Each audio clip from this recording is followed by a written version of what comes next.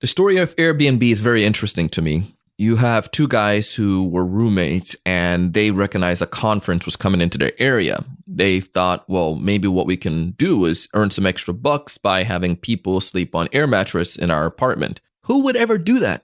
I mean, you don't know these people from Adam. Like, what in the world are you thinking? Well, it turns out they were thinking smart. There weren't enough rooms in San Francisco to house this conference. They needed someplace to go. There was a demand for it, and people had an experience. Later on, obviously, they went big with the Democratic Convention in Colorado. From there, the thing just blew up, and they had all kinds of amazing success from it. But if you had a situation, would you be willing to act on it? If you saw a clear need, are you willing to sacrifice everything to make sure this plan comes to fruition, not only for your benefit, for the benefit of people, your customers, your friends who can use this stuff? Of course, many of us would. My guest today did exactly that. It wasn't easy. It's never easy, but they're seeing amazing success, and you're going to hear about their Airbnb experience.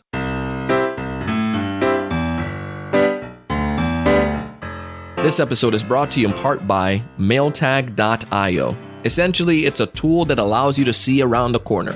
Want to know when someone opens your email? Or perhaps, maybe there's a link to your proposal. Want to know when they click on it? Mailtag.io gotcha. Take advantage of a 14-day free trial. Simply go to mailtag.io. This episode is also brought to you in part by TSE Certified Sales Training Program. If you feel that your sales are in a slump, 2018 wasn't the best year. Perhaps you gave some amazing presentations. You did a lot of hard work, but still yet they left you and went with the competition. We can fix that. Check out TSE Certified Sales Training Program. We have a new semester beginning in April, and it would be an absolute honor to have you join. Go to thesalesevangelist.com/C as in certified, S as in sales, T as in training. Thesalesevangelist.com/CST.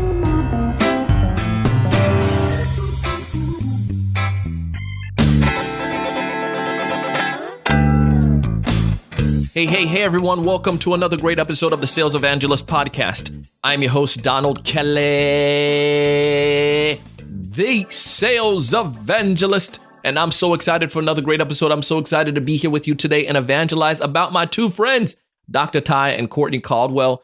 They're tech visionaries, pioneers, American business professionals, philanthropists, and entrepreneurs who are determined to help beauty professionals around the world build efficient, passion-filled businesses. They have disrupted the B2B beauty industry by building the first of its kind platform that allows stylists to find and book empty salon spaces on demand. It is absolutely amazing. Just like we mentioned with Airbnb, there was clearly a need.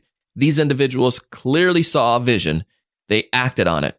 And on today's episode of Sales from the Street, you're going to hear their story, the hardship, the things they went through, and how it ties back to focusing on your customer and giving them exactly what they need.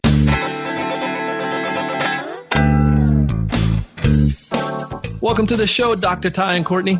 How you doing? Thank you for having us. Appreciate it, Donald. We're so happy to be here. Well, I'm looking forward to learning from you guys because you are doing some amazing things. And I bragged about you there in a teaser before the episode began.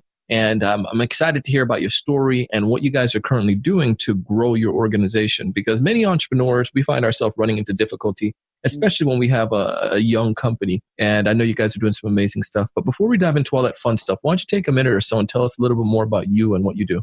Well, my name is Dr. Ty Caldwell. I'm the CEO and co-founder of ShearShare. One of the things I am able to do is be the visionary, really get this company to a point where I see what the future is holding for the beauty and barber industry.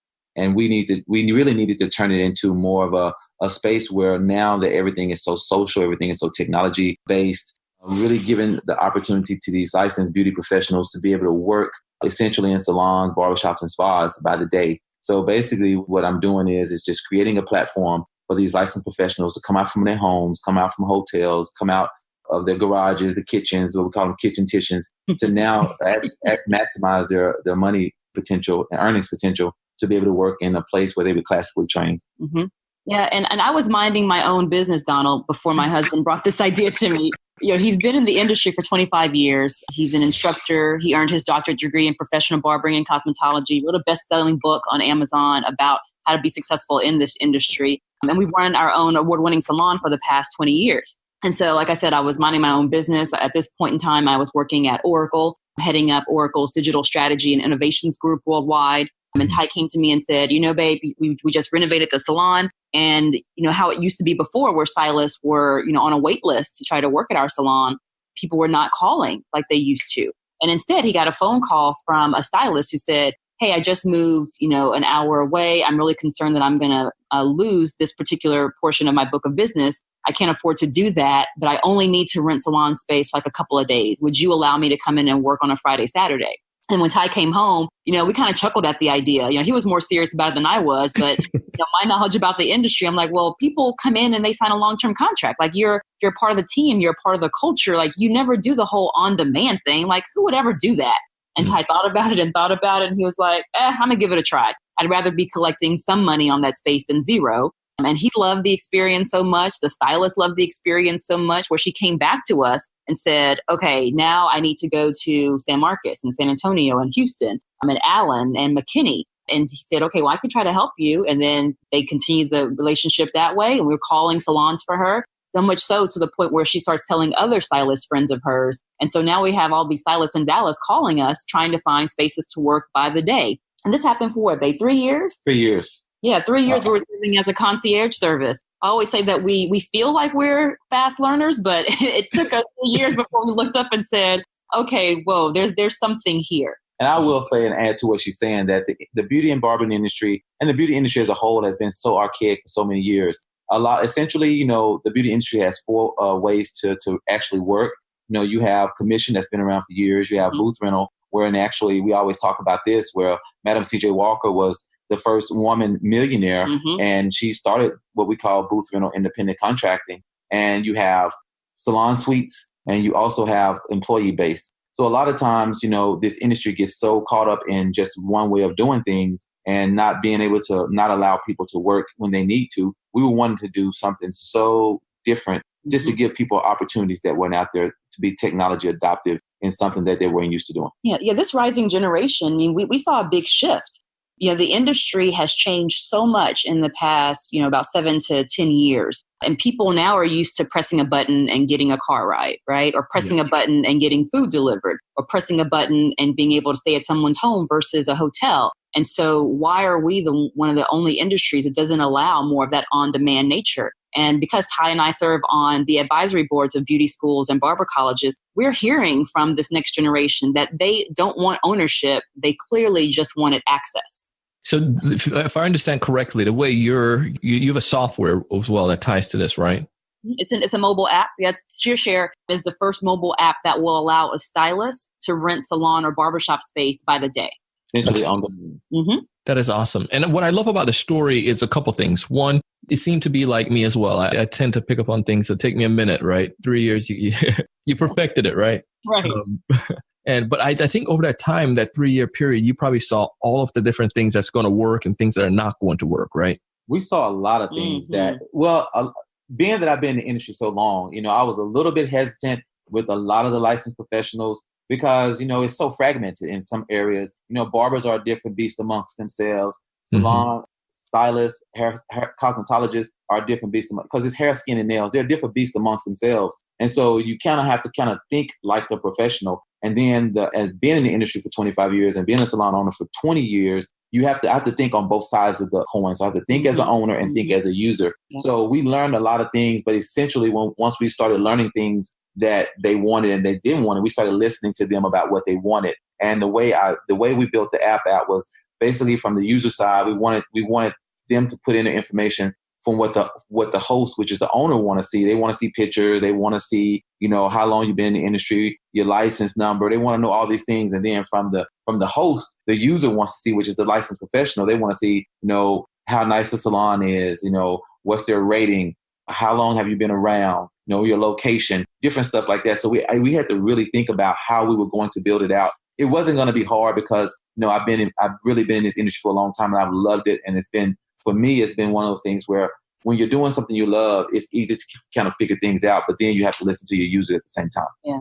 Yeah, I think back to when we started doing this. So to 2012, right? And then we finally sat down around 2015-ish and said, okay, there's got to be an app for this because there seems to be an app for everything else. Let's just go to try to find it. And we couldn't. And that was literally, Donald, the aha moment that Ty and I had, where we looked at each other and said, oh my gosh, like what would life be like if we created it? And so just being the people that we are, we just got to work. We had no idea about this whole world called the startup world. We had no idea about investors or people called angels or VCs that would give you money to go build out something so disruptive. We had no idea.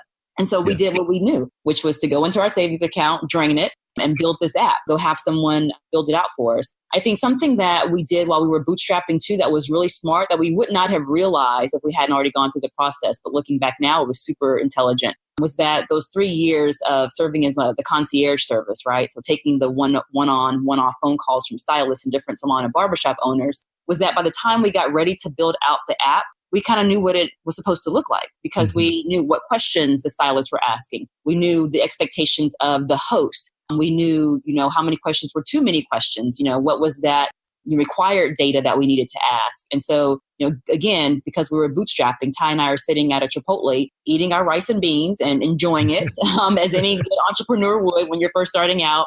And he pulls out a Chipotle napkin. And he's like, okay, it's time to get serious. Let's figure out what each screen of this app needs to look like. And we still have that Chipotle napkin today where Ty drew out every screen of the ShearShare app. That's amazing. Yeah. That's amazing. Now, so you had people that were reaching out to you, people who were, raising their hands and saying, yes, I'm interested. I want to learn about that. But as you got angel investors, as you started to put up some more money into this and started to grow it, how did you go about getting new customers, or how do you guys get paid? Do you get a percentage of the fee from the host? Yeah. So the app works very similar to an Airbnb, right? So Gotcha. For booking, we get a commission off of that booking or percentage off of that booking. But honestly, we took a page from how we grew the company. We just literally took a page from Madam CJ Walker. Again, I mentioned that she was the one who created commission-based salon and booth rental. And so going back to how she built her business back in the early 1900s was door to door. And honestly, in the beauty industry, word of mouth is the best way to grow, because if you're walking down the street and someone compliments your newest haircut, you're going to tell them where you got your haircut, right?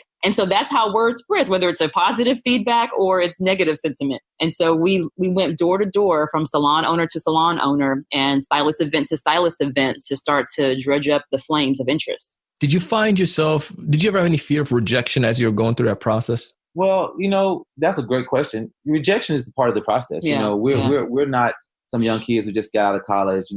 Courtney's run digital demand for Oracle across 5 continents. I've been an entrepreneur since I was 19. So going into banks or anytime being refused for a loan or something, that was something that we were used to. So rejection wasn't a fear. The fact that we knew what we wanted to do, our mindset was just don't quit, just don't die. Mm-hmm. That's right. Because I meet a lot of entrepreneurs who run into that area, right? They have an amazing idea. They have something that they know they want to get going, but then all of a sudden they sit back because they're waiting for approval from somebody to come to them. But what I love what you're sharing is that you didn't sit back and wait. You went out and made it happen. You had to, and that's the way you knew it. And recognizing that not everyone's going to say yes right away. People are going to not see the vision, but that doesn't mean that I should give up on my stuff, right? That's absolutely correct. Mm-hmm. I think that most people who are probably feeling the pain of rejection and quitting or deciding that it's a failure, sometimes you have to keep some things close to your belt. Your dream is your dream. And if you start sharing that dream with people who don't believe in you, sometimes you can talk yourself out of anything. Mm. And so my whole thing, I go back to the percentage rate, the 1%ers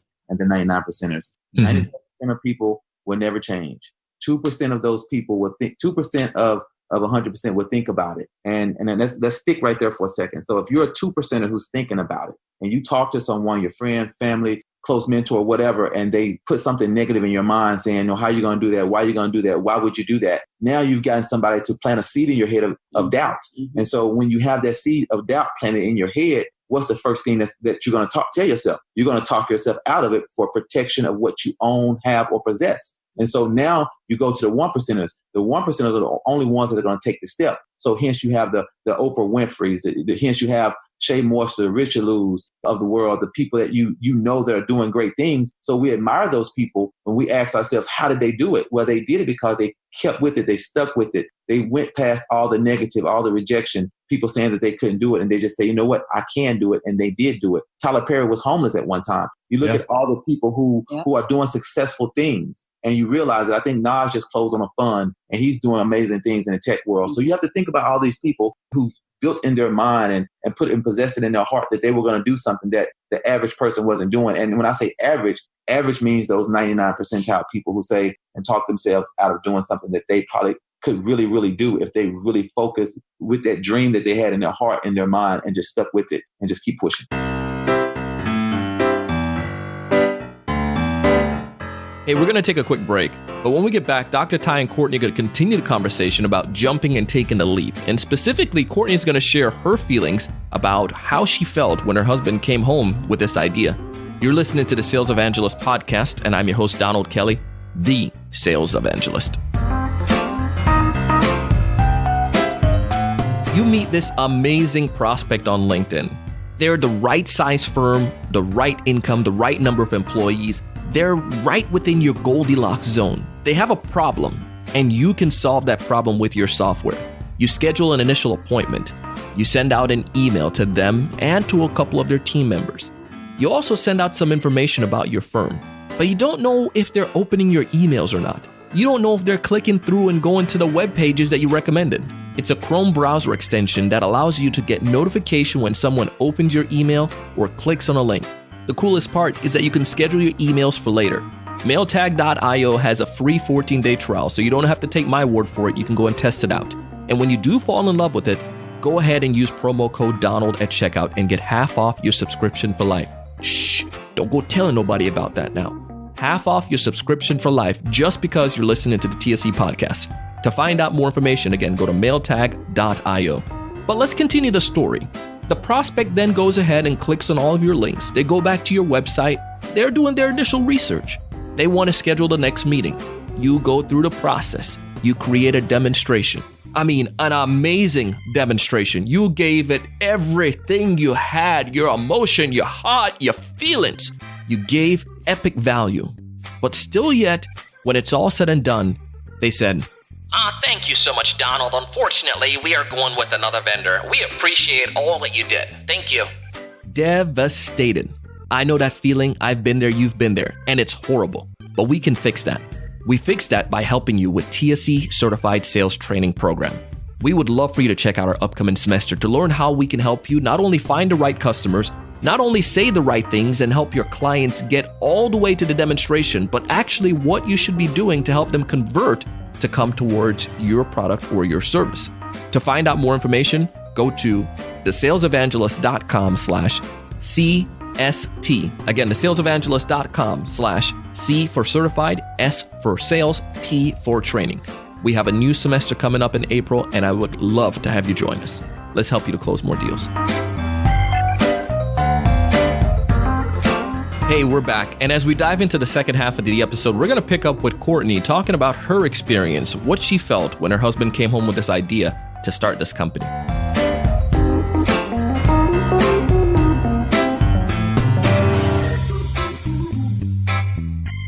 Yeah, I think for us too, so honestly, Donald, my husband grasps my hand every day and we run over some mountain. He's like, okay, let's jump. And I'm like, all right, let's do it. And so honestly, our marriage is really an adventure in that way. But we had each other, to really support. When he came home that day and said, we need to build this app, I was like, all right, let's do it. We had no idea. We have no technical background as in, building an app or coding an app, but we knew smart people who did. And so we knew that this idea needed to exist. We had already proven it out in the market for the last 3 years. And we were tired of seeing our fellow salon and barbershop owners have to close down because they couldn't afford the overhead. At the same time, we knew that stylists, some of which did not want to have a, quote unquote home salon or quote unquote home barbershop. They just wanted to be able to service their clientele when and where they wanted on their own terms and to build their book of business on their own terms. Yeah. I had the saying that I've learned is that in order to be successful, do the opposite of what everyone else is doing, right?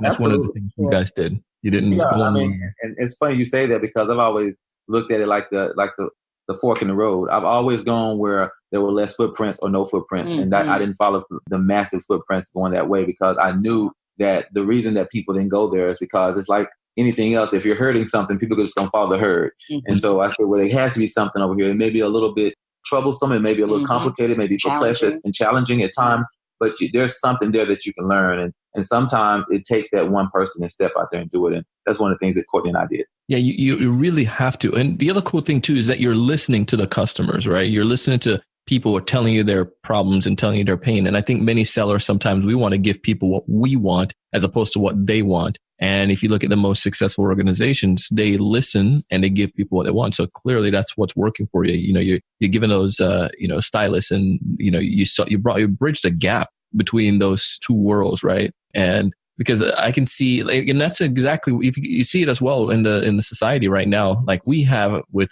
TSE, we have a little office that I have at home, but I also have my co-working space that I go to as well, because it just makes more sense, right? I don't need the large overhead. We have a small team, but that makes sense. Somebody saw that and bridged that gap, and that's exactly what you guys did there. And you see an amazing success with it. It's fantastic. Yeah, and you have to listen to your users. Hence why we've been able to do the things we're doing. This is not something that you're building and you're just letting people come to you talking about it. We're talking to people on both sides of the marketplace. Would you say, Courtney? Every day. I mean, beauty has fed our family for 25 years. I mean, this is the community that we know. If we're not helping, our salon owners win and the independent stylist and barber win, then what are we doing?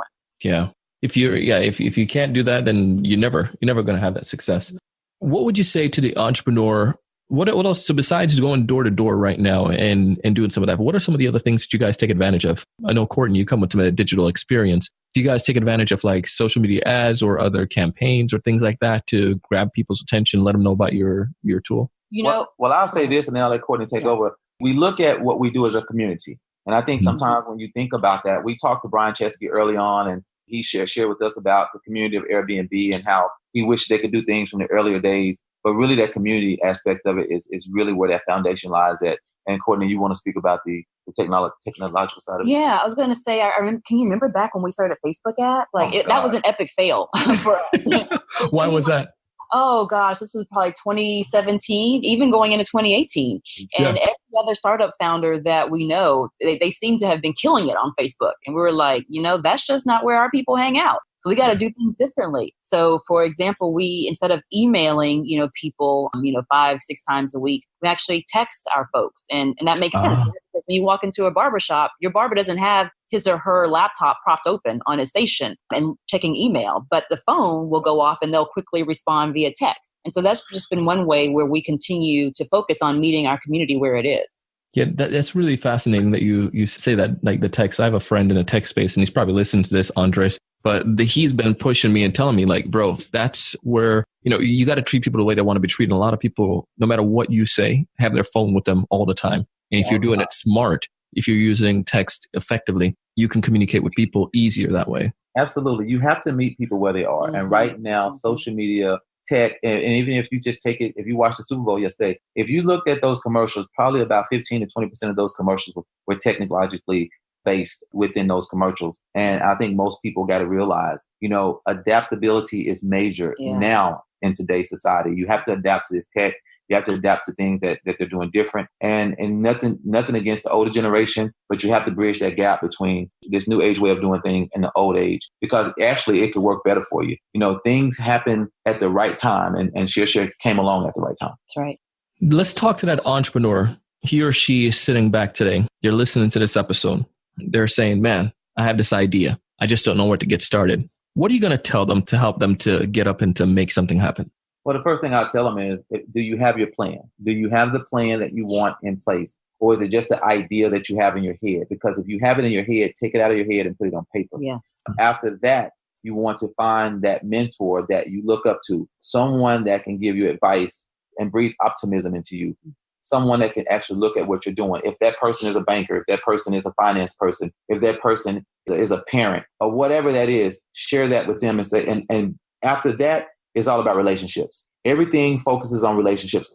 Who can I go to now? Now that I have this, now you have to string it. You have to continue to string it through. That's what we did with ShearShare. We were able to go to now our advisor at that particular time. That was just somebody that we knew as a close connection when Courtney was working for Oracle. We called her up and we told her the idea, and she was able to put us in point with our app developers at that time, which were third-party app developers, that then sent them on to say, okay, now we can, those app developers then knew about a contest, which was a pitch contest, that pushed us into TechCo, the event where we won Startup of the Year, which pushed us into an incubator. And so we were able to everything was about relationships after that. So just to any entrepreneur, just make sure that whatever's in your head, take it out, put it on paper, and then put it to the best person next that you can share that with, that can now put you into the place of where you're trying to go. That is going to eventually end up as something we call dollar signs. Yeah. So if it's good enough, and like Dion says, if you ball, you get the call. If your idea is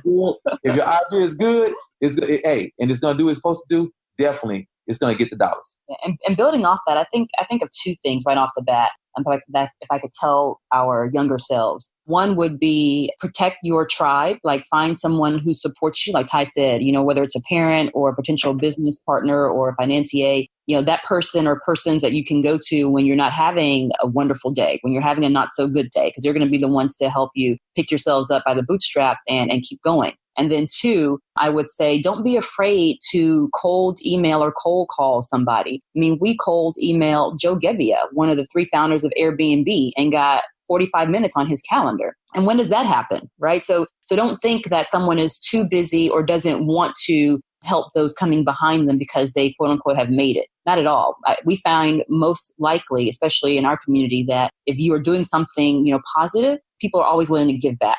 So don't get out there. That's I love that. That part there is kind of like, that's the gold of this message here. I mean, you got me on that one, because even as a sales rep, even as someone who is, worked with many organizations, I still get that in my moment sometimes, like, can I really reach out to this person? You just got to do it. What's the worst that's going to happen, right? Shoot. Yeah, we get it. So it's just the nature of the beast. Yeah. And you're right about what's the worst that can happen. Because even when we were thinking about starting ShearShare, there's so many things that can pop in your mind, right? Like, okay, so what happens if we invest all of our money and drain our account over and over and over again? And we finally said to ourselves, okay, really? Like, we have to stop that kind of talk. The worst thing that could happen is that we go back and get a regular 9 to 5. But if that's the worst thing that can happen, then you have to live your dream. Yeah, you have to go out and go for it. You got to jump. Love it. This is amazing. I think that's probably, I usually ask, tell me what's your major takeaway, but it sounds like that's it. You just got to jump. I always says this. He told me this this is before ShearShare, which is kind of, in my mind, like the prep time before we started our startup of our own. I was thinking about leaving corporate America. I wasn't really sure about it. Thought about going out and consulting, and I was just terrified because I had always known I get a paycheck every 2 weeks. These are my benefits. I have this many weeks of vacation, right? And so I didn't know that there was a whole other world where you create all that. And so my husband looked at me and he was like, Courtney, you have all these great relationships. Like, you just need to jump and grow your wings on the way down. And I love that. That with me. It's been the best advice. Jump and grow your wings on the way down. That's right. I love it. Any parting words for you, Doctor? Any parting words? Just don't give up. There's something exciting on the other side. Just don't give up. Love it.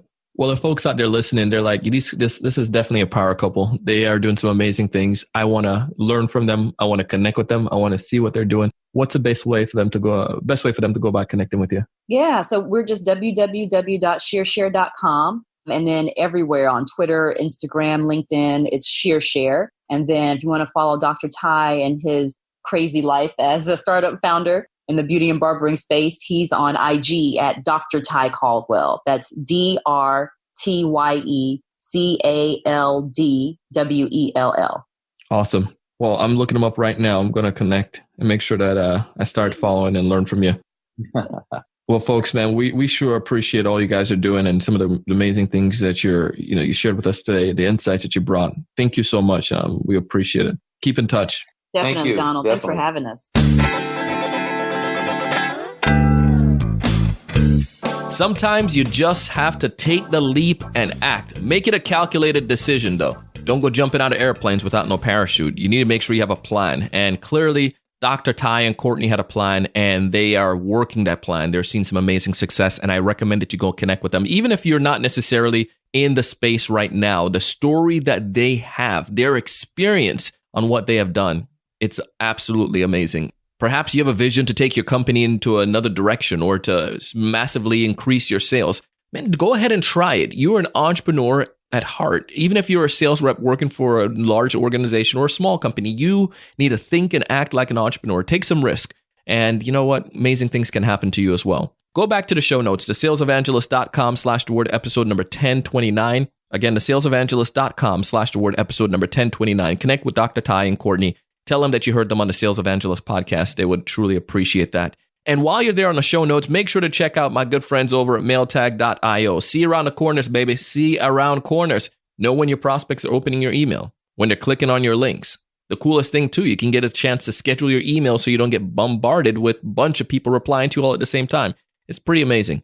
Love the tool. Recommend you check it out. Go to mailtag.io, get a 14-day free trial, and when you do fall in love with it, which you will, go ahead and use promo code Donald at checkout and get 50% off your subscription for life. Can't beat that. Check out also TSE Certified Sales Training Program. We're starting a new semester in April. I am loving it. That's all I'm going to say. Go back and check it out. I share this with you because I want you to succeed. I want you to try new things. I want you to be able to go out and find your ideal customers. I want you to build stronger value, have some meaningful conversations. I want you to close more deals, but most importantly, is to challenge your mind every single day to go out and do big things. Stay tuned for a scene from our next episode. A large practice is so much different than a small practice. Dentist's office is so much different than a corporate bank. It doesn't work to try to use multiple different approaches to try to go after everyone when you're young and when you're small. So in this case, focus on this. Now, fast forward to the second company I worked with. This company had it down. They knew the industry. They were focused on government, specifically K-12 and also city county governments. That's it. We didn't try to go for too many large organizations. Eventually, we had a different division that went for private companies, but we focused on the school districts and governments.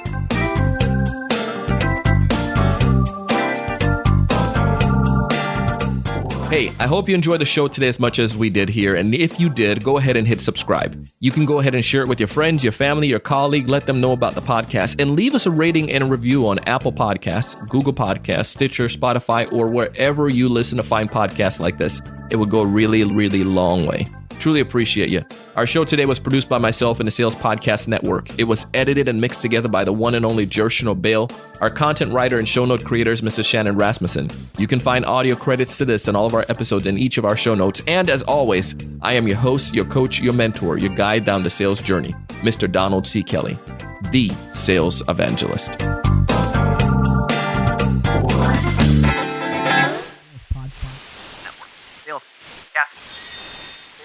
Sales Podcast Network.